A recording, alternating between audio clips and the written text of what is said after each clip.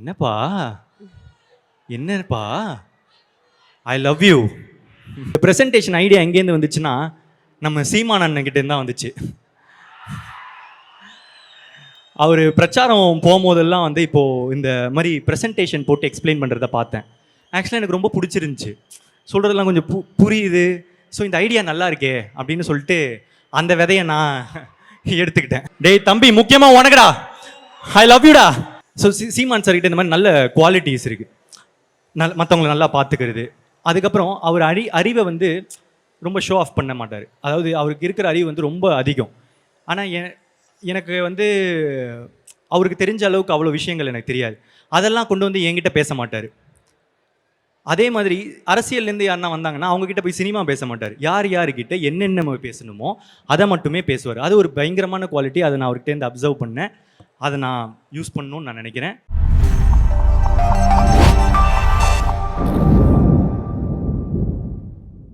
அந்த கேட்டு திறந்து அங்கே போகலாமா? அந்த ரேம்புக்கு போகலாமா? ப்ளீஸ்.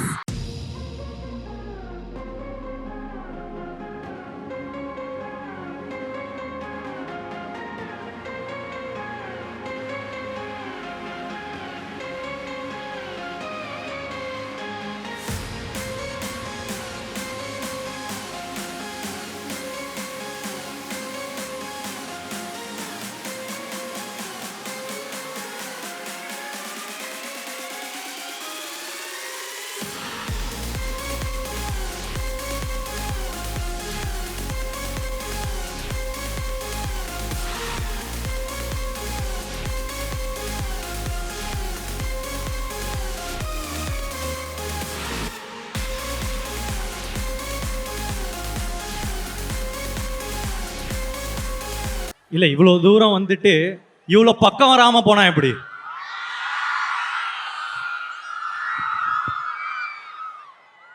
ரொம்ப தூரமாக இருந்துச்சு. முதல்ல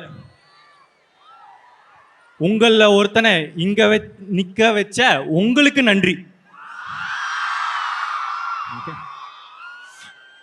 டைரக்டாக மேட்டருக்கு வரேன்.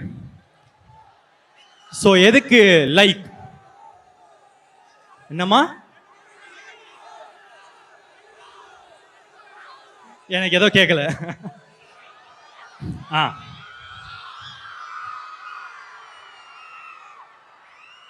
சரி. ஸோ ஏன் லைக்? அதுக்கு ஒரு குட்டி ஃப்ளாஷ்பேக் இருக்கு. நான் வந்து உங்களை மாதிரி காலேஜ் படிச்சுட்டு இருக்கும் போது எனக்கு ஒரு எக்ஸ் கேர்ள் ஃப்ரெண்ட் இருந்தா. அவன் என்னன்னா பெங்களூர்ல இருந்தா. ஸோ நான் ஒரு நாள் பெங்களூருக்கு போய் நானும் அவளும் படம் பார்த்தோம். என்ன படம்? நானும் ரவுடிதானோட ஃபர்ஸ்ட் டே ஃபர்ஸ்ட் ஷோ பார்த்துட்டு நாங்கள் பயங்கரமாக என்ஜாய் பண்ணோம். அன்னிலிருந்து என்னோட காலேஜில் எக்கோ ரொம்ப அதிகமாக இருக்கு. ஒரே செகண்ட். அன்னிலிருந்து என்னோட காலேஜில் வந்து என்னை யாருன்னா வந்து கேட்டாங்கன்னா உங்களுக்கு பிடிச்ச டைரக்டர் யார் அப்படின்னு கேட்டால் நான் வந்து அதில் விக்னேஷ் சிவன் சார் பேரும் சொல்லுவேன். நான் வந்து ஸ்டேஜ்லேயே போய்க்கிறேன், ஏன்னா என் புறமண்டையிலேருந்து சவுண்டு கேட்டுக்கிட்டு இருக்கு, ரொம்ப டிஸ்டர்பிங்காக இருக்குது.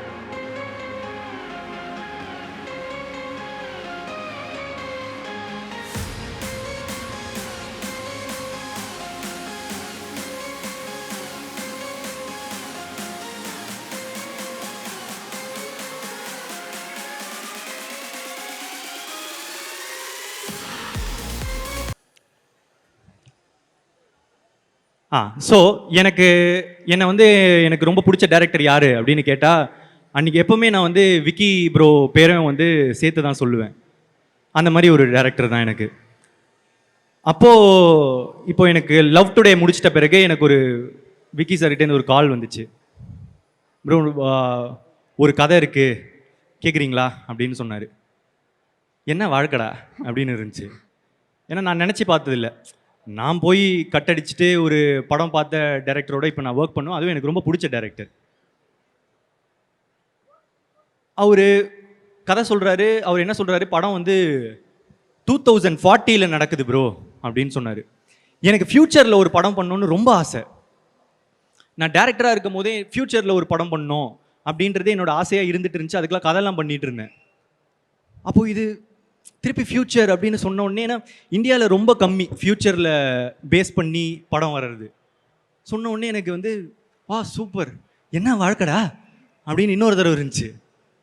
அப்போ கதை நரேஷனில் சொல்கிறாரு, இங்கே எனக்கு என்ன யாரும் இல்லையே பாட்டு வருது ப்ரோ அப்படின்னாரு. என்ன வாழ்க்கடா அப்படின்னு மூணாவது தடவை ஆகுது. ஏன்னா அந்த பாட்டு திரும்ப நான் அந்த சொன்னல அதே காதலி, அந்த காதலிக்காக நான் வந்து பாடின பாட்டு ப்ரோ அது. அதாவது நம்ம சிங்கிங் ஸ்கில்ஸை வந்து வெளியே காட்டுவோம்ல, அந்த மாதிரி வந்து காமிச்சு அவளை இம்ப்ரெஸ் பண்ணுற. அவளும் இம்ப்ரெஸ் ஆனால் நான் இப்போ பாடினேன்னா நீங்கள் கண்டிப்பாக இம்ப்ரெஸ் ஆக மாட்டீங்க.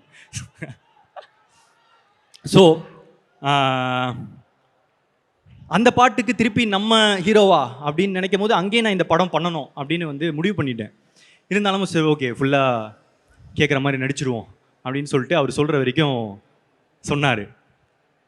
சொல்லி முடிச்சிட்ட பிறகு இந்த படம் பண்ணுறது அப்படின்றது வந்து ரொம்ப ஃபிக்ஸ் ஆகிட்டோம். அதை தாண்டி அனிருத் ப்ரோ மியூசிக் அப்படின்னு வந்து சொன்னார். எனக்கு முன்னாடியே தெரியும் விக்கி ப்ரோனா அனிருத் ப்ரோ தானே அப்படின்னு சொல்லிட்டு அதில் எனக்கு முன்னாடியே ஒரு சந்தோஷம்தான், எப்படி இருந்தாலும் அனிருத் ப்ரோ மியூசிக் இருக்கும் அப்படின்னு சொல்லிட்டு இருந்தேன். இப்போ என்னென்னா, அனிருத் அப்படின்ற ஒருத்தரோட இந்தியாவில் இருக்கிற எல்லாருக்குமே ஒர்க் பண்ணணும்னு ஆசை. நானும் இந்தியன் தானே, எனக்கு ஆசை இருக்கும்ல. ஸோ எனக்கு அந்த ஆசை வந்து நிறைவேற்றிச்சு இந்த லைக் படம். Thank you bro, thanks for working with me. And நான் அவரோட டேலண்ட்டை வந்து அதான் நான் சொன்ன மாதிரி இந்தியாவுக்கே வந்து தெரியுங்க. ஆனால் நான் அதை தாண்டி ஒரு விஷயம் பார்த்தேன். அவர் ரொம்ப க்யூட்டு. ஆக்சுவலாக க்யூட்டாக இருக்கிறவங்கெல்லாம் நல்லவங்களா தெரிவாங்க அப்படின்றது இப்போது ட்ரெண்டாக இருக்கலாம். ஆனால் எனக்கு நல்லவங்களாம் ரொம்ப க்யூட்டாக தெரிவாங்க. அதில் நீங்கள் பயங்கர க்யூட்டு ப்ரோ. எனக்கு ரொம்ப நல்லவராக நீங்கள் தெரியுறீங்க. எனக்கு இந்த ஒரு நல்ல பர்சனோட எனக்கு இன்னும் நிறைய படங்கள் பண்ணணும் அப்படின்றத தாண்டி இல்லை, எனக்கு உங்களோட நிறைய டைம் ஸ்பெண்ட் பண்ணணும்னு ஆசையாக இருக்குது. அண்ட் அதுக்கு ஒரு ஆப்பர்ச்சுனிட்டி எப்போனா கிடைக்கும்னு நான் நினைக்கிறேன். Like I want to spend more time with you. And அடுத்து பிரதீப் இ ராகவ், என்னோட ஆஸ்தான எடிட்டர். இந்த படத்தில் வந்து ஒரு புது நிறைய வித்தைகளெல்லாம் வந்து இறக்கியிருக்காரு. அவரோட எடிட்டிங் இந்த டைம் வந்து ஹி வாஸ் நிறைய ஸ்க்ரீன் பிளேக்கும் ஹெல்ப் பண்ணுற மாதிரி ஹி வாஸ் கிவிங் இன்புட்ஸ். அது வந்து நான் ரொம்ப அழகாக பார்த்தேன். Thank you bro, you are a great pillar. And Ravivarman sir genius. ஒரே வார்த்தையில் சொல்லணுன்னா, நீங்கள் இப்போது இங்கே இல்லைன்னு நினைக்கிறேன் சார், ஆனால் எங்கே இருந்தாலும் இந்த படம் பண்ணதுக்கு ரொம்ப தேங்க்ஸ் சார். ஏன்னா ஒரு ஃப்யூச்சர் ஃபில்ம் அப்படின்றது வந்து ஒரு டிஓபி உங்களை மாதிரி நீங்கள் இல்லாமல் இது பாசிபிளாக இருந்திருக்காது சார். அண்ட் உங்கள் கூட ஒர்க் பண்ணிட்ட பிறகு என்னோட எக்ஸ்பெக்டேஷன் லெவல் வந்து எங்கேயோ போயிடுச்சு. Thank you sir. And Muthuraj sir, again Ravivarman sir மாதிரி ஒரு இன்னொரு லெஜெண்ட். எனக்கு வந்து இந்த படத்தில் ரொம்ப பெரிய பெரிய ஆட்களோட ஒர்க் பண்ணுறதுக்கான ஒரு ஆப்பர்ச்சுனிட்டி கிடச்சிது. அண்ட் ஒரு செட்லாம் வரும். ஆக்சுவலி இந்த படம் பாருங்கள். ஆக்சுவலாக படம் பார்த்துட்ட பிறகு தான் முத்துராஜ் சாரோட டீகோட் செஷன் வந்து வைக்கிற மாதிரி ஒரு படம் இது. Thank you sir. அண்ட் இப்போது நடிகர்களில் எஸ்ஜே சூர்யா சார். இப்போ என்னென்னா ஒரு கொஞ்சம் டைம் எடுக்குங்க, ஒரு பெரிய கதை இது. அங்கே ஆக்சுவலாக ஒருத்தங்க எஸ்ஜே சூர்யா சார் ஃபோட்டோவோட ஒருத்தர் இருக்கார். நிறைய பேருக்கு அவரை பிடிக்கும். அதே மாதிரி தான் நானும் வந்து காலேஜில் வந்து படித்து முடித்த பிறகு ஏடியா சேரணும்னு ஆசைப்பட்டேன். அப்போது எனக்கு அவரை மாதிரியே எஸ்ஜே சூர்யா சாரோட ஸ்க்ரீன் பிளேனா எனக்கு ரொம்ப பிடிக்கும். ஸோ நுங்கம்பாக்கத்தில் ஒரு ஃப்ளாட்டு, அங்கே போயிட்டு என்னோடய ரெஸ்யூம் கொடுத்து சாரை பார்க்கணும் அப்படின்னு சொன்னேன். இல்லை சார் பார்க்குறது கஷ்டம், நீங்கள் ரெஸ்யூம் கொடுத்துட்டீங்களா, நீங்கள் கிளம்பலாம் அப்படின்னு சொன்னாங்க. நான் என்ன பண்ணேன், அப்படியே அந்த ஃப்ளாட் விட்டு வெளியே போயிட்டு ஆப்போசிட்டில் ஒரு படிக்கட்டு இருந்துச்சு, அங்கேயே உட்காந்துட்டேன். ஏன்னா எப்படி இருந்தாலும் சார் இப்படி தானே ஆஃபீஸ் விட்டு வெளியே போகணும், அவரை பார்த்துடலாம்ல. ஏன்னா ரெஸ்யூம் எப்பவுமே போய் சேருமா அப்படின்றது டவுட்டு தான்.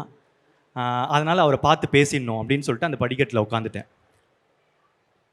இந்த டைமில் நான் வந்து ஒரே ஒரு ப்ரெசன்டேஷன் போடணுன்னு ஆசைப்பட்றேங்க.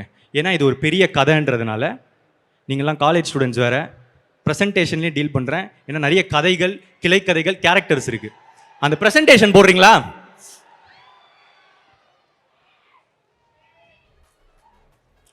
இப்போ அடுத்த ஸ்லைடுக்கு போங்க. இவரை உங்களுக்கு இப்போ இருக்கிற காலேஜ் பசங்களுக்கு தெரியுது கொஞ்சம் கஷ்டம், ஆனால் நான் ஸ்கூல் படிக்கும் போது இவர் ரொம்ப ஃபேமஸ். ஜோ அப்படின்ற ஒரு கேரக்டர் கனா காணும் காலங்கள் சீரியலில் பண்ணியிருந்தாங்க. எனக்கு இவர் ரொம்ப பிடிக்கும், யுத்தன் பாலாஜி. இவர் வந்து அந்த ஆஃபீஸ்க்கு போகிறாரு. இவர் போன உடனே எச்.ஏ. சூர்யா சாரும் போய் டைனிங் டேபிளில் உட்காடுறாங்க. அவங்க 2 பேரும் சாப்பிட்றாங்க. இப்போ அவங்க சாப்பிடும் போது அவங்க டைனிங் டேபிளுக்கு வந்ததுனால அவங்களுக்கு வாசல் தெரியும். இப்போது நான் அதனால் போய் வாசல் பக்கத்தில் நிற்கிறேன். நம்ம முகம் பார்த்து நம்மளை கூப்பிட மாட்டாங்களா அப்படின்னு சொல்லிட்டு அங்கே நிற்கிறேன். அப்போது சாரும் பார்த்தாரு. சாரை பார்த்துட்டு யார் அந்த பையன் அப்படின்னு கேட்டாங்க. சார் அவங்க ஏடியா சேர வந்தாங்களாம், நான் சொன்னேன், போக மாட்டேங்கிறாங்க, நான் திரும்ப போய் சொல்கிறேன். இல்லை வர சொல்லுங்க அப்படின்னு சொன்னார். நான் உள்ளே போனேன். உள்ளே போயிட்டு என்னப்பா அப்படின்னு கேட்டேன். இல்லை சார் உங்ககிட்ட ஏடியா சேரணும் சார் அப்படின்னு.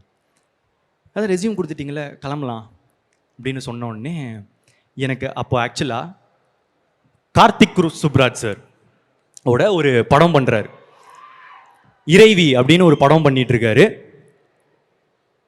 அதில் அவர் இன்டர்வியூஸ்லாம் வந்து கார்த்திக் சுப்ராஜ் சார் பற்றி ரொம்ப நல்லா அபிப்பிராயம் வச்சு பேசுகிறாருன்னு தெரிஞ்சுது. அதே டைமில் தான் கார்த்திக் சுப்ராஜ் சார் என்ன பண்ணுறாரு, அவியல் அப்படின்னு எல்லா ஷார்ட் ஃபிலிம்ஸையும் சேர்த்து ஒரு ஃபீச்சர் ஃபில்மாக வந்து வெளியே விடுறாரு. அதில் ஒன் ஆஃப் த ஷார்ட் ஃபிலிம்ஸாக என்னோடய ஃபஸ்ட்டு ஷார்ட் ஃபிலிம் வந்து செலக்ட் ஆகிட்டு இருந்துச்சு. என்னப்பா ஐ லவ் யூ. ஸோ அதில் ஒன் ஆஃப் த ஷார்ட் ஃபிலிம்ஸாக எனக்கு செலக்ட் ஆகிடுச்சு. அப்போ நான் என்ன சொல்கிறேன், சார் என்னோடய ஷார்ட் ஃபிலிம் வந்து கார்த்திக் சுப்ராஜ் சாரோட அவியலில் வந்து தேட்டருக்கு எடுத்து செலக்ட் பண்ணியிருக்காங்க சார் அப்படின்னு சொன்னோடனே, டேரக்டரா நீங்கள் வாங்க உட்காருங்க அப்படின்னாரு. ஐயோ, நம்ம ஷார்ட் ஃபிலிம் டேரக்டர் இவர் ஏதாவது தப்பாக புரிஞ்சுக்கிட்டாரா அப்படின்னு நினச்சேன். இப்போல்லாம் பழகிட்ட பிறகு தான் தெரியும், அவருக்கு ஒரு ஷார்ட் ஃபிலிம் டேரக்டர் ரொம்ப மரியாதை தான் கொடுத்து பேசுவாங்க. டேரக்டர்னாலே அவருக்கு ரொம்ப ரெஸ்பெக்ட். ஸோ கூப்பிட்டு உட்கார வச்சு எனக்கு கேள்விகள் கேட்க ஆரம்பித்தார்.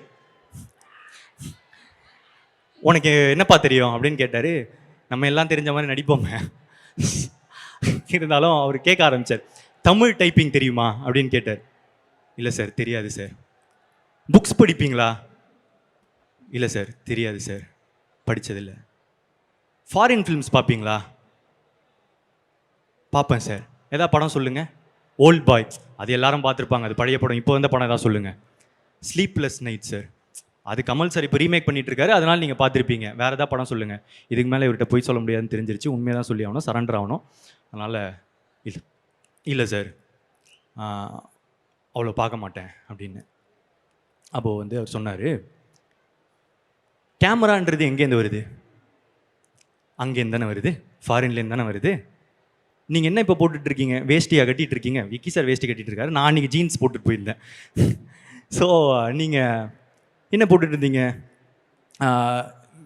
வேஷ்டி ஆகிட்டு இருக்கீங்க. நீங்கள் வந்து ஜீன்ஸ் தானே போடுறீங்க, அதானே காமனாக யூஸ் பண்ணுங்க. அது எங்கேருந்து வருது? அங்கேருந்து தானே வருது. அப்போது அங்கேருந்து கற்றுக்கிறதுல என்ன உங்களுக்கு பிரச்சனை? இங்கே பாருங்கள் அப்படின்னு சொல்லிவிட்டு, இது அவர் பண்ணியிருக்கவே தேவையில்லை. அவர் ஃபோன் எடுத்து நியூ இங்கிலீஷ் மூவ் அப்படின்னு போடுறதுக்குள்ளே ட்ராப் டவுன் இறங்குது. இங்கே பார்த்தீங்களா, நான் டைப் பண்ணுறதுக்குள்ளே கீழே ட்ராப் டவுன் வருது. அந்த லெவலுக்கு ஈஸியாக போயிடுச்சு உலகம். இந்த டைமில் ஓகே, சிடி கேசட்டு இந்த மாதிரி கஷ்டமாக இருந்துச்சுன்னா நீங்கள் பார்க்காததில் ஒரு நியாயம் இருக்குது. இவ்வளோ ஈஸியாக இருக்கும் போது நீங்கள் அந்த எஃபர்ட் போடலனா தப்பு இல்லையா? சொல்லுங்கள், தப்பு இல்லையா அப்படின்னு கேட்டார். தப்பு தான் சார். உங்களுக்கு என்ன வயசாகுது? 21 வயசு. இப்போ எல்லாத்தையும் கற்றுட்டு வாங்க. சரி, கற்றுக்கிட்டா சேர்த்துப்பீங்களா? கற்றுக்கிட்டு வாங்க அப்படின்னு சொன்னார். அங்கேருந்து கீழே போனால் யுத்தன் பாலாஜி வராரு. வந்துட்டு அன்றைக்கி என்கிட்ட ஒரு 4 வார்த்தை நல்லதாக சொன்னார். என்ன சொன்னாருன்னு எனக்கு அவ்வளோ ஞாபகம் இல்லைங்க. ஆனால் நல்லதாக சொன்னார். நம்ம எப்பவுமே கொஞ்சம் லோவாக இருக்கும் போது அவங்க என்ன சொல்கிறாங்கன்றது முக்கியம் இல்லை, நல்லதாக சொன்னாங்கனால அதுவே போதும். அவங்க கடைசி வரைக்கும் நம்ம வாழ்க்கையில் நல்லவங்களாக நிற்பாங்க. அந்த மாதிரி எனக்கு அவர் நிற்கிறார். இதுலேருந்து நான் வந்து வீட்டுக்கு போகிறேன். வீட்டுக்கு போனதுலேருந்து அவர் சொன்ன லைன் எக்கோவாக கேட்குது. ஃபாரின் ஃபிலிம்ஸ் பார்ப்பீங்களா, ஃபாரின் ஃபிலிம்ஸ் பார்ப்பீங்களா, ஃபாரின் ஃபிலிம்ஸ் பார்ப்பீங்களா, ஃபாரின் ஃபிலிம்ஸ் பார்ப்பீங்களான்னு. ஸோ அப்போதுலேருந்து 1.5 வருஷத்துக்கு நான் வந்து காலையில் ஆஃபீஸ் போவேன், ஈவினிங் வருவேன். ஈவினிங் வந்துட்டு ஒரு ஃபாரின் படம், எல்லா லாங்குவேஜ், ஜெர்மன், ஃப்ரெஞ்சு, ஈரான், இந்த மாதிரி எல்லா இதுவும் பார்க்க ஆரம்பித்தேன். அப்போ தான் எனக்கு தெரிஞ்சது, ஓகே ஈரானியன் ஃபிலிம்ஸ்னால் வந்து ரியலிஸ்டிக்காக இருக்கும் போல், ஃப்ரெஞ்ச் ஃபிலிம்ஸில் எடிட்டிங் சூப்பராக இருக்கும் போலன்னு என்னோடய பர்ஸ்பெக்டிவே வைட் ஆகிடுச்சு. நிறைய கற்றுக்கிட்டேன். அந்த 1.5 வருஷம் கழிச்சுட்டு வேல்ஸ் காலேஜ் யூனிவர்சிட்டியில் போயிட்டு வேல்ஸ் இன்டர்நேஷ்னல் ஃபில்ம் இன்டர்நேஷ்னலில் போயிட்டு ஒரு படம் சைன் பண்ணுறேன். அது வேறு கதை, இன்னொரு நாள் சொல்கிறேன். ஸோ அவங்க போய் சைன் பண்ண அவங்க சொல்கிறாங்க, நீங்கள் ஒரே ஒரு ஹீரோ மட்டும் நம்ம லாக் பண்ணிட்டா இந்த ப்ராஜெக்ட் டேக் ஆஃப் ஆகிடும். இப்போ நான் போகிறேன், நமக்கு சினிமாவில் யாருமே தெரியாது, ஐடி காலேஜ் ஒரு பேக்ரவுண்ட் இல்லை. ஸோ என்ன பண்ணுறது, ஹீரோ எங்கே நின்னு சொல்லி யோசிச்சுட்டு இருக்கும்போது எனக்கு ஒரே ஒருத்தர் சினிமாவில் தெரியும். அவர் என் காலேஜ் சீனியர், நாளைய இயக்குனர்லாம் வந்து பண்ணியிருக்காரு, அதனால் அவருக்கு கொஞ்சம் கான்டாக்ட்ஸ் இருக்குது அப்படின்னு போனேன். அஸ்வத் அவர்கிட்ட போயிட்டான்னா, எனக்கு வந்து எஸ்ஜே சூர்யா சார்கிட்ட கதை சொல்லணுன்னு ஆசையாக இருக்குது, எதாவது வழி இருக்கா அப்படின்னு கேட்டேன். மச்சான் இருறா அப்படின்னு சொல்லிட்டு போனார், பக்கத்து ரூமுக்கு போனார். போயிட்டு கால் முடிச்சு, என்ன யாருக்கு கால் பண்ணார் தெரியுமா, ஸ்ரீ கார்த்திக்.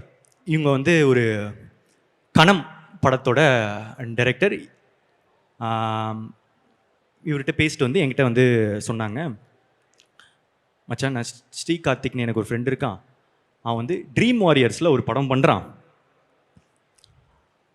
அவன் அதே ட்ரீம் வாரியர்ஸ் வந்து மான்ஸ்டர்னு ஒரு படம் பண்ணுறாங்க. அந்த மான்ஸ்டரில் ஹீரோ வந்து எஸ்ஜே சூர்யா சார் தான். ஸ்ரீ கார்த்திக் என்ன சொல்கிறான், அவனால் உன்னை வந்து அந்த செட்டுக்கு கூப்பிட்டு போக முடியுமா, அதுக்கு மேலே உன்னோடது ராண்டா அப்படின்றான். நான் ஓகே நான் போதும்ண்ணா அப்படின்னு. இப்போ இங்கே என்னென்னா, பசங்க அவங்க ஃப்ரெண்டுக்கு மட்டும் ஹெல்ப் பண்ண மாட்டாங்க, அவங்க ஃப்ரெண்டோட ஃப்ரெண்டோட ஃப்ரெண்டோட ஃப்ரெண்டோட ஃப்ரெண்டோட ஃப்ரெண்டோட ஃப்ரெண்டுக்கும் ஹெல்ப் பண்ணுவாங்க. அவ்வளோதான் பசங்க. அந்த மாதிரி தான் ஸ்ரீ கார்த்திக்கு, அந்த மாதிரி தான் அஸ்வத், 2 பேரும் என்னை ஹெல்ப் பண்ணாங்க. என்னை கூப்பிட்டு போய் அந்த செட்டில் நிற்க வச்சாங்க. வெயிட் பண்ணிகிட்டு இருந்தோம். எஸ்ஜே சூர்யா சார் வந்தார். வந்த உடனே நான் போய் பேசினேன், சார் நான் இந்த மாதிரி வேல்ஸில் வந்து சைன் பண்ணியிருக்கேன், உங்ககிட்ட கதை சொல்லணும் சார் அப்படின்னு. சரி இப்போ நான் கேட்டுறேன்னாரு. ஆனால் எனக்கு ஆக்சுவலாக நம்பிக்கை இல்லை. ஸோ அதனால் அங்கேயே வந்து நான் வந்து, சார் நான் எனக்கு ஒரு 1 minute டைம் தெரியுங்களா, நான் வந்து 1 லைன் மட்டும் இங்கே சொல்கிறேன். இல்லைப்பா நான் இன்னொரு நாள் கேட்டுடுறேன் அப்படின்னாங்க. ஸோ ரேம்புக்கு வரேன்ப்பா, இங்கே தான் சவுண்டு கொஞ்சம் இதுவாக இருக்குது. ஓகே யா, ஸோ வரேன்ப்பா வரேன். ஸோ ஸோ நேராக போயிட்டு இருக்கும்போது இந்த மாதிரி தடைகள் வந்தால் கொஞ்சம் கஷ்டமாக இருக்குது. இந்த படத்துக்கும் இந்த மாதிரி தான் நிறைய தடைகள் வந்துச்சு. என்னால் வந்துடுவோம். ஐயா அவனை யாராவது கொஞ்சம் மியூட் பண்ணுங்க ஐயா. எங்கே விட்டேன்? செட்டுக்கு போனோமா. செட்டுக்கு போயிட்டு சார் சொன்னார், நான் உங்கள் கதை கேட்குறேன்ப்பா அப்படின்னாரு. நான் வந்து சார் ஒரே ஒரு நிமிஷம் சார், நான் வந்து 1 லைன் மட்டும் சொல்லிடுறேன். இல்லைப்பா நான் கேட்குறேன் சார், சார் ஒரு நிமிஷம் சார், நான் 1 லைன் மட்டும் சொல்லிடுறேன் சார். சொல்லும் போது இங்கே பின்னாடி அஸ்வத்துக்கும் ஸ்ரீகார்த்திக்கும் ஒரே ஒரு மாதிரி ஆகுது, என்னடா அவனை கூப்பிட்டு வந்து ஒரு மாதிரி பண்ணிகிட்டு இருக்கான்னு. ஆனால் இப்போ என்னென்னா, வாய்ப்பு வந்து எப்போனா தான் ஒரு தடவை கிடைக்கும், அதை மிஸ் பண்ணிட்டா திருப்பி கிடைக்குமான்னு தெரியாது. அதனால் ஃபுல் எஃபர்ட் போட்டுருணும். நோ சொன்னால் நோ சொல்லிட்டோம். ஸோ அதனால் சொல்லிட்டு நான் சார் 1 லைன் சார் அப்படின்னு, இங்கே பாருங்கப்பா நான் கண்டிப்பாக கேட்குறேன், இதுதான் என் நம்பரு எடுத்துக்கோங்க அப்படின்னு சொன்னார். சரி ஓகே நம்பர் தந்துட்டாரு அப்படின்னு சொல்லிட்டு நான் வந்து ஒரு வீக்லி ஒரு ரிமைண்டர் போட ஆரம்பித்தேன். ஒரு நாள் வந்து அவர் சொன்ன மாதிரியே எனக்கு வந்து பிரதீப் சார், பிரதீப்னு சொல்ல மாட்டார், சார் தான், sir are you free today அப்படின்னு சொன்னார். அன்னைக்குன்னு பார்த்து த்ரோட்டு போயிடுச்சு, ஃபுல் கோல்டு. ஸோ எனக்கு பயங்கர கோல்டு, எனக்கு பேசவே முடியல. இப்போ நான் இந்த வாய்ஸில் போய் அவருக்கு வந்து நரேஷன் கொடுத்தா கண்டிப்பாக ஓகே ஆகாதுன்னு எனக்கு தெரியும். ஆனால் அதே டைமில் இந்த வாய்ப்பை தட்டி விட்டுட்டா திரும்ப கிடைக்குமானோ எனக்கு தெரியல. ஸோ என்ன பண்ணுறேன், அவருக்கு கால் பண்ணி, சார் எனக்கு ஆக்சுவலாக வாய்ஸ் கொஞ்சம் இப்படி ஆயிடுச்சு சார், நான் கொஞ்சம் சார் நம்ம இன்னொரு நாள் மீட் பண்ணலாமா சார் அப்படின்னு சொல்லி கேட்குறேன். ஏன்னா அப்படியே லைவ் ப்ரூஃப் தரேன் நான், அப்போ தான் நம்புவார், இல்லைனா பொய் சொல்கிறேன்னு கூட நினச்சிக்கலாம்ல. ஸோ அவரும் வந்து இல்லைப்பா நான் வந்து உனக்கு நான் இன்னொரு நாள் நான் கண்டிப்பாக கேட்குறேன் அப்படின்னு சொன்னார். இன்னொரு நாள் நடக்குது. அவர் சொன்ன மாதிரியே வந்து are you feeling better today அப்படின்னு சொல்லிட்டு 1 வீக் கழித்து, என் கேர்ள் ஃப்ரெண்ட் கூட அப்போ அப்படி கேட்டதில்லை, அவர் கேட்டார். கேட்டுட்டு சார் ஓகே சார் நான் வந்துடுறேன் அப்படின்னு சொல்லிட்டு பார்க் ஹயாட் ஹோட்டலுக்கு கூப்பிட்டாரு. அந்த அப்போ தான் நான் வந்து ஃபஸ்ட் டைம் ஒரு 5 ஸ்டார் ஹோட்டலுக்குள்ளே போகிறேன். அந்த கிரெடிட்ஸ் வந்து ஃபுல்லாக எஸ்.ஜே. சூர்யா சாருக்கு தான். பா பயங்கரமாக இருக்குல்ல அப்படின்னு சொல்லிட்டு பார்க் ஹயாட் ஹோட்டலுக்குள்ளே போயிட்டு இந்த ரெஸ்டாரண்ட்டில் கதை சொல்லுன்னு சொன்னாங்க. அவர் மிகப்பெரிய தப்பு பண்ணுறாருன்னு எனக்கு தெரிஞ்சிருச்சு. ஏன்னா நான் கொஞ்சம் லவுடாக நரேட் பண்ணுவேன். நான் வந்து ஆரம்பித்து சார் ஓப்பன் பண்ணா அப்படின்னு சொல்லி ஓப்பன் பண்ண இந்த ரெஸ்டாரண்ட்காரங்கெல்லாம் வந்துட்டு சார் கொஞ்சம் கம்மியாக பேசுங்க அப்படின்னா எஸ்.ஜே. சூர்யா சாரே கொஞ்சம் கூச்சப்பட வச்சுட்டேன். சார் கொஞ்சம் சார் ப்ளீஸ் சார். என்ன சார் ஓகே சார் கம்மியாக பேசுகிறேன் சார். சார் அதுக்கப்புறம் என்ன நடந்துச்சுனா சார் அப்படின்னா சொல்லிவிட்டு அப்படியே அந்த கதை போயிட்டு அந்த கதை முடித்த உடனே சார் சொன்னார், ஒரு 4 பாயிண்ட்டு தேவை இந்த படத்துக்கு, அது கொஞ்சம் கம்மியாக இருக்குது, நல்லா இருக்குது, ஒரு 4 பாயிண்ட் தேவை அப்படின்னு சொன்னார். சொல்லிவிட்டு நீங்கள் நல்லா நரேட் பண்ணுறீங்க, ஆக்சுவலாக நீங்கள் நல்லா நடிக்கிறீங்க, நான் கவனித்தேன் அப்படின்னு சொன்னார். உங்களுக்கு ஒரு பிரைட் ஃப்யூச்சர் இருக்குது அப்படின்னு சொல்லிட்டு போனார். இப்போ நான் அன்றைக்கி ஃபேஸ் பண்ணது ரிஜெக்ஷன் தான். ஆனால் எனக்கு பிடிச்ச ஒருத்தர் என்னை பற்றி என் மேலே நம்பிக்கையாக ஒன்று சொன்னார்ல, நான் நல்லா வந்துடுவேன்னு. அடுத்த 1.5 வருஷத்துக்கு நான் எப்போ லோ ஆனாலும் நான் அதை மட்டும்தான் யோசிப்பேன். எஸ்.ஜே. சூர்யா சார் எனக்கு பிடிச்ச ஒரே ஒருத்தர் வந்து சொல்லிட்டாரு நான் நல்லா வந்துடுவேன்னு. இல்லை நான் கண்டிப்பாக நல்லா வந்துடுவேன் அப்படின்னு சொல்லிட்டு என்னையே நான் ஃபியூவலாக எடுத்துக்கிட்டு மோட்டிவேட் பண்ணிக்க ஆரம்பித்தேன். அவரும் நானும் இப்போ சேர்ந்து ஒரு படம் பண்ணுறோம் அப்படின்னு நினைக்கும் போது என்ன வாழ்க்கடா அப்படின்னு எனக்கு வந்து திரும்ப ஒரு ஃபீலிங். இந்த டைமில் என்னென்னா, இந்த பறவைங்க இருக்குல்ல, இந்த பறவைங்கள்லாம் பறக்கும் போது விதைகளை வந்து அப்படியே திருப்பி விட்டு போயிடுமா. அதனால் ஒரு பெரிய காடே உருவாகும்.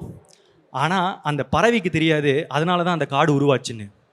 அந்த மாதிரி நிறைய மனிதர்கள் அவங்களுக்கே தெரியாமல் அவங்க பண்ணுற சின்ன சின்ன விஷயத்தினால மற்ற மனுஷங்க வாழ்க்கையில் பெரிய பெரிய மாற்றங்களை உண்டாக்குறாங்க. அந்த மாதிரி என் வாழ்க்கையில் மாற்றங்களை உண்டாக்கின மனுஷங்க இவங்கெல்லாம் இந்த எஸ்.ஜே. சூர்யா சார் கதையில் இவங்களும் ஒரு பார்ட்.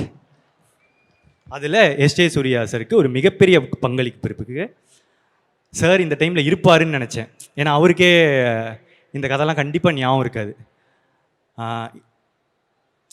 ஒரு நார்மலான பையனை இவ்வளோ ஸ்வீட்டாக அவர் டீல் பண்ணி அன்றைக்கி அமைச்சிருக்கணும்னு தேவையில்லை. ஆனால் அன்றைக்கி அவர் ஸ்வீட்டாக பண்ணதுனால தான் எனக்கு அது ரொம்ப பாசிட்டிவாக இருந்துச்சு. ஸோ அந்த நடிப்பறக்கனுக்கு அவ்வளோ பேஷனேட்டாக ஒரு நடிப்பு ஆக்டிங் தான் சார், இதுதான் சார்னு நான் அவ்வளோ பார்த்ததில்லைங்க. அதுக்காக அவரோட எல்லா ஆசைகளும் அவருக்கு நிறைவேறணும்னு நான் கடவுளை பிரார்த்திக்கிறேன்.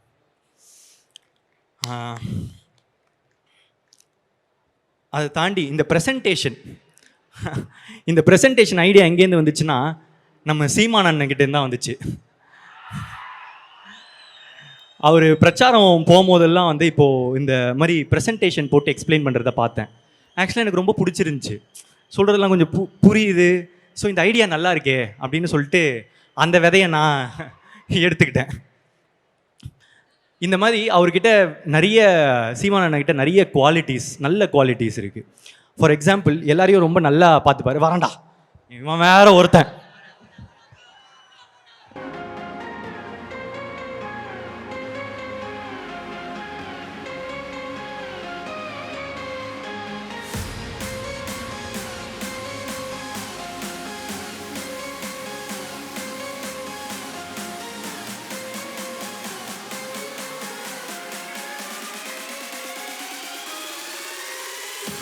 என்னடா? ஆ, இந்த கண்ணாடி நான் போடணுமா? தூக்கி போடு.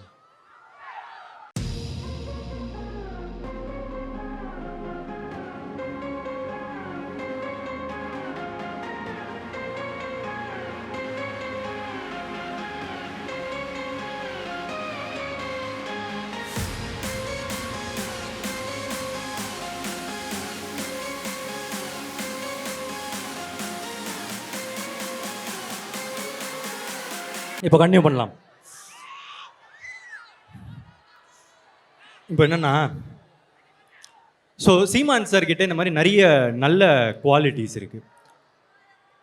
நான் போய் சாப்பிட போனேன்னா அவரே சமைச்சு எடுத்துட்டு வருவார். எடுத்துட்டு வந்து, தம்பிக்கு இதை வச்சியா, தம்பிக்கு அதை வச்சியா, தம்பி சாப்பிட்டாரா, இதை சாப்பிட்டாரா அப்படின்னு சொல்லிட்டு கேட்பாரு. இவன் இவன் இவன் வந்து விடமாட்டான் போல இருக்குது. டேய் நான் வரேன்டா.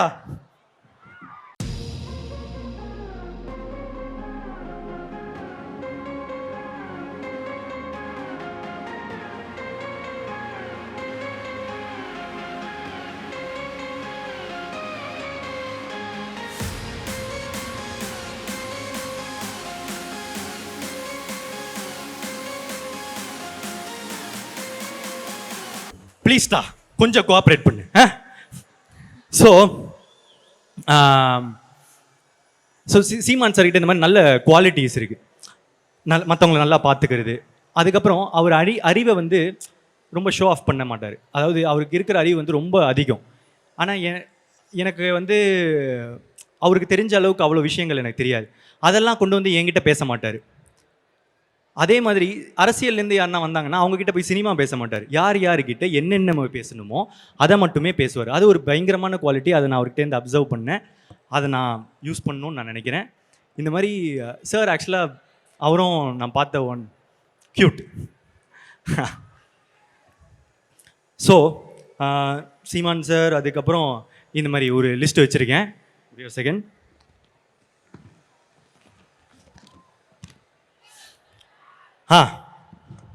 கிருத்தி ஷெட்டி. கிருத்தி ஷெட்டி வந்து ஒரு லாங்குவேஜ் பேசுறது ரொம்ப கஷ்டங்க. மற்ற மொழி, இவன் நான் ஹைதராபாத்லாம் போகிறேன், தெலுங்கில் பேசணுன்னா ரொம்ப கஷ்டமாக இருக்குது. அந்த மாதிரி மொழி வந்து இன்னொரு ஸ்டேட்டுக்கு வராங்களோ இல்லை பக்கத்து ஸ்டேட்டு போகிறாங்க, இது அந்த மொழி கற்றுக்கிறதுன்றது அது ஒரு கொஞ்சம் கஷ்டமான ஒரு விஷயம் தான். நமக்கு தெரியும்ல, நம்ம தமிழ்நாட்டில் தானே இருக்கும், நம்ம பார்த்துருக்கோம் நிறைய. ஸோ அந்த மாதிரி ஒரு இடத்துல கிருத்தி ஷெட்டி வந்து ஒரு 2 வருஷம் தான் நினைக்கிறேன், அதுக்குள்ளே ஃப்ளூயண்ட்டாக தமிழ் பேசுகிறாங்க. அதை தாண்டி அந்த படத்துக்கு இப்போது LIKக்கு அவங்களே டப் பண்ணியிருக்காங்க. அது பயங்கர இம்ப்ரெசிவ். ரொம்ப ஹார்ட் ஒர்க் பண்ணால் தானே அது பண்ண முடியும். Very very much impressed Krithi Shetty. And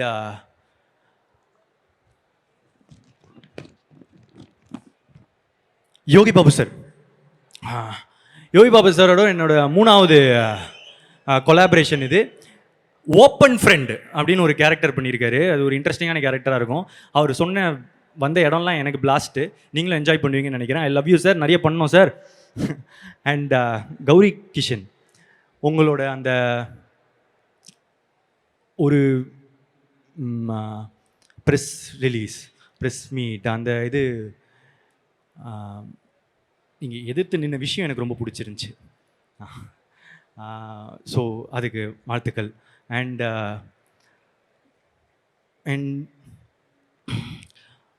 ரொம்ப நல்லா நடிக்கிறீங்க. இதை தாண்டி Malavika ma'am, Anandraj sir, VTV Ganesh sir, Sara sir, Sunil Reddy sir, Rangaraj Pandey sir, Prashanth Rangasamy bro, Abhishek Raja brother, Deepika, Riya Suman, Ezhilarasan, Albert, Kaathu Karuppu, அதுக்கப்புறம் நிறைய யூடியூபர்ஸ், நிறைய இன்ஃப்ளூயன்சர்ஸ், கேமியோ பண்ண Mysskin sir, love you sir. அதுக்கப்புறம் நான் ஷார்ட் ஃபிலிம் நடித்த அமிர்தா ஐயர், திரும்ப அவங்களோட நடித்த ரொம்ப சந்தோஷம். என்னோட ஸ்டைலிஸ்ட் பிரவீன் ராஜா, ஜெயக்குமார், ஃபியூச்சர் படத்துக்கு ரொம்ப important. And Peter Hein sir, thanks sir என்னை உரிச்சதுக்கு. VFX மேங்கோ போஸ்ட், நீங்கள் ரொம்ப இம்பார்ட்டன்ட் பில்லருங்க இந்த படத்துக்கு. I think thank you so much.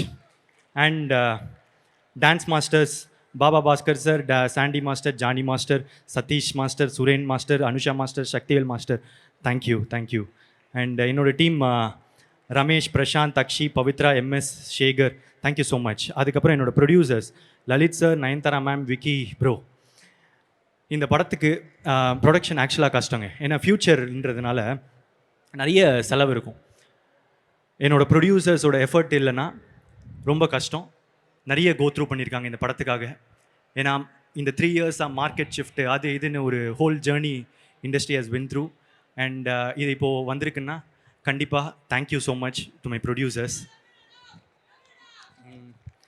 அதை தாண்டி இப்போது லைக் பற்றி நான் ஒன்று சொல்லணும்னு நினச்சேன். ஆக்சுவலாக அந்த நேற்று தெலுங்கு ப்ரெஸ் ரிலீஸில் ஏஐ யூஸ் பண்ணி ஒன்று பண்ணேன். அதுவும் பண்ணலான்னு பார்த்தா எனக்கு கொஞ்சம் இன்டர்நெட் கொஞ்சம் கம்மியாக இருக்குது. ஸோ டேரெக்டாக சொல்லிடுறேன். ஏன்னா யூஸ்வலாக எனக்கு வந்து இந்த ஜென்சிக்கு அட்ராக்ட் பண்ணுற மாதிரி படம் பண்ணுறீங்க அந்த மாதிரி சொல்லுவாங்க. நான் எப்போவுமே யோசிப்பேன், நான் எல்லா விதமான தரப்பான மக்களுக்கு ஏற்ற மாதிரி படங்கள் தானே அப்படின்னு யோசிப்பேன்.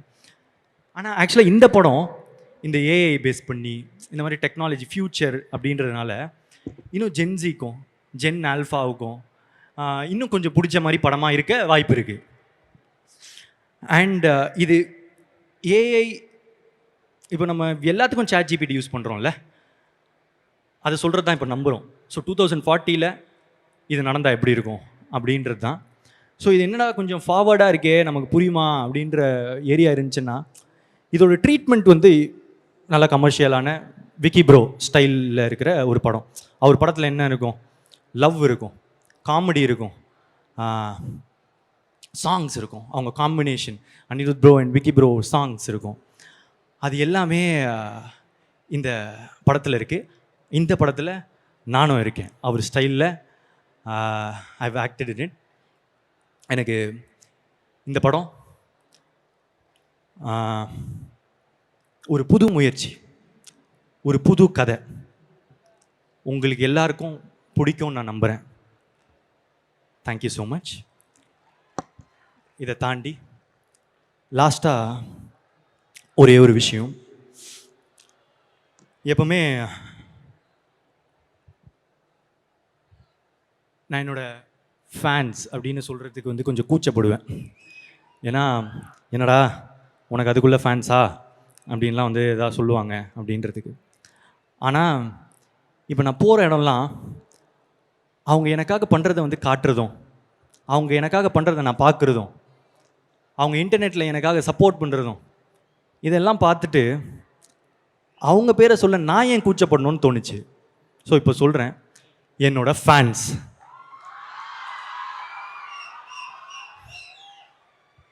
உங்கள் எல்லாருக்கும் ரொம்ப நன்றி. நீங்கள் இல்லாமல் நான் இல்லை. I love you so much. டேய் தம்பி, முக்கியமாக உனக்குடா, ஐ லவ் யூடா. தேங்க்யூ. I love you.